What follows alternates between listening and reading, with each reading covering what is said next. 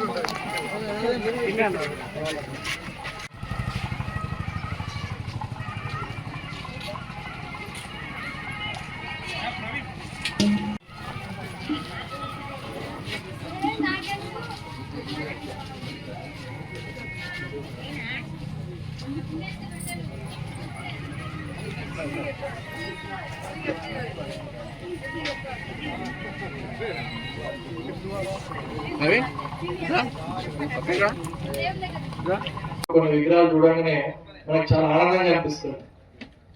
మనసు నుంచి మంచిగా బాగుంటుందని మనం మంచిగా బ్రహ్మాండంగా పెట్టుకున్నారు. మరి తీసుకొచ్చిన శిల్పికి, మరి సెలెక్ట్ చేసిన కమిటీ మెంబర్స్ కి, ముఖ్యంగా అందరికి పేరు పేరున వాళ్ళకు కూడా అభినందనలు, కృతజ్ఞతలు, ధన్యవాదాలు తెలియజేస్తూ, మరి దాంతో పాటు మరి గ్రామంలో బొడ్రాయి కార్యక్రమం, భూలక్ష్మి మహాలక్ష్మి బొడ్రాయి కార్యక్రమం కూడా పెట్టుకున్నారు. కాబట్టి మరి మహాలక్ష్మి, భూలక్ష్మి ప్లస్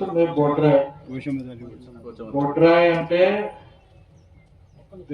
మన గ్రామానికి ఎటువంటి ఆపద రాకుండా, చెడు జరగకుండా బొడ్రాయి అనేది పెడతారు.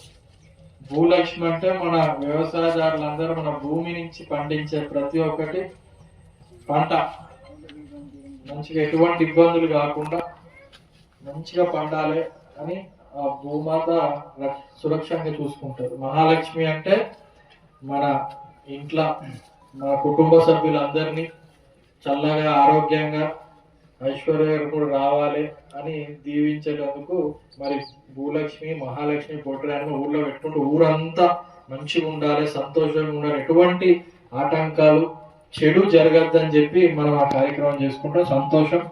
మరి ఈ గ్రామం నేను రెండు సార్లు